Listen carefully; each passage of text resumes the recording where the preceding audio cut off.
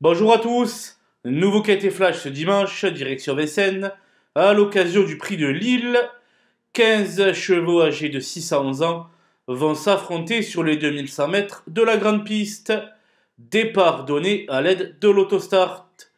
Une épreuve avec un plateau de qualité qui pourrait bien sourire à Daniel Reden. Et on voit ça tout de suite avec mon analyse.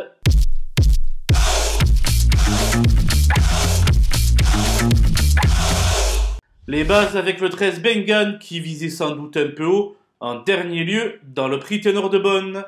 Mieux vaut le juger sur sa deuxième place dans le prix de Chenonceau et lui laisser une chance de se racheter, d'autant plus qu'il sera drivé par Jean-Michel Bazir. L'As Apidanica est sortie victorieuse de sa récente escapade sur les bords de la Méditerranée.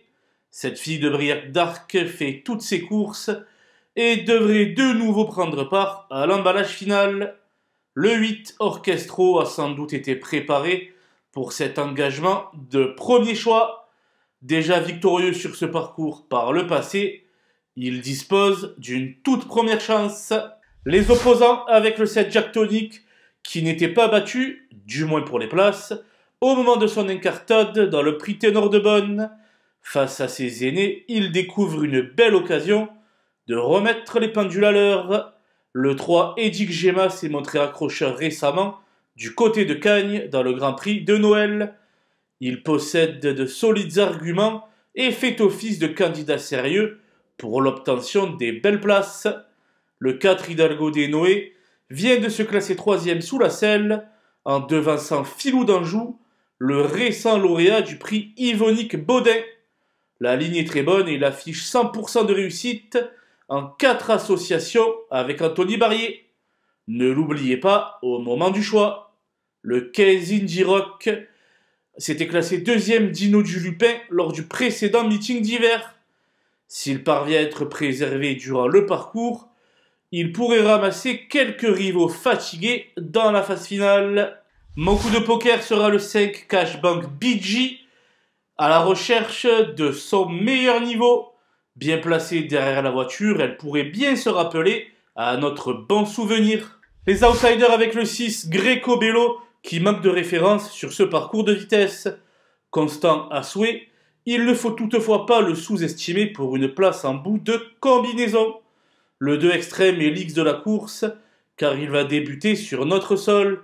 Le retenir ou non reste une affaire d'impression. Le 9 Eureka Vry va se lancer avec un sacré handicap, son numéro tout à l'extérieur. Et Eric Raffin aura donc du pain sur la planche pour se sortir de ce mauvais pas.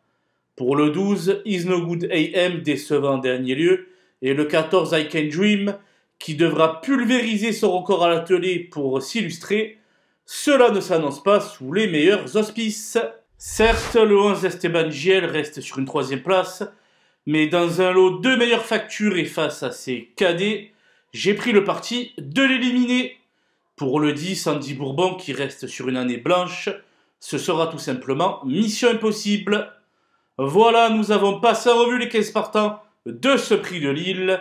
Je vous laisse avec ma sélection, ainsi que mes conseils de jeu. Bon jeu à tous!